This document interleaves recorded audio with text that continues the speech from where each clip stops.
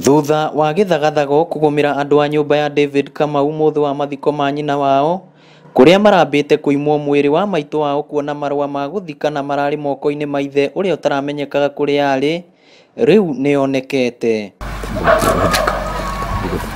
Muthuri uyu ni atariirie uria aumire Nyeri mathaini ma hwaini niguo oke gicagi, no akinya tauni-ini ya Kiria-ini akigwa mururumo wa rithathi kuona niguo muhuri biacara wi gatũ tauni-ini iyo atharikagirwo ni ekinai, na thutha wake gwithara akigwa mutaro-ini kuria anyitirwo ni maabitha a borithi. Borithi manyitire kuringana na uria mokete mateng'eranitie na andu acio.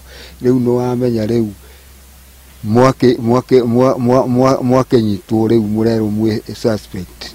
Ari mihang'o-ini ya gwithara niho thimu hamwe na indo ingi ciake ciorĩire, no aroiga ati ageria gwithaithanirira kuri maabitha a borithi mamurekie makirega, kuria mamuhingĩire ceceni-ini ya borithi ya Nyakianga eta mwĩkũĩrwo wa tharĩko iyo ya ũragani. Thiĩ kuria thimu yakwa niyorire, ningiahurite guku mucii na nikungiamenyekete.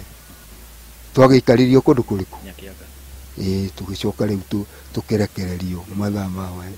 Ndamerire atiriri, nie kwanza ona nie mwena mathiko na kuringana na uguo nie ngumite ona kuria njikaraga ndorete mathiko-ini, na nie ndirari na kindu ta burial permit.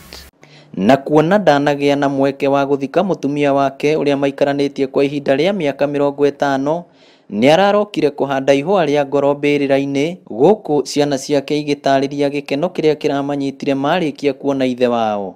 Kuri marainukite ni maracokire, kuri maraiguaga mbugiriria memurimo uria makiinuka maracoka na thutha, no ndu ucio turagia na ihinda ria kuhoya ria gukena na kuhura nginya ndarama. Hĩndĩ turari mathiko hagutina hurwo nginya ndarama, gutire rwimbo rurainirwo, no hĩndĩ ni turainire na turahura ndarama na turacanjamuka. Inooro TV kuma kaunti ya Murang'a, ritwa riakwa ni Victor Kinothia. Akorwo ari kuu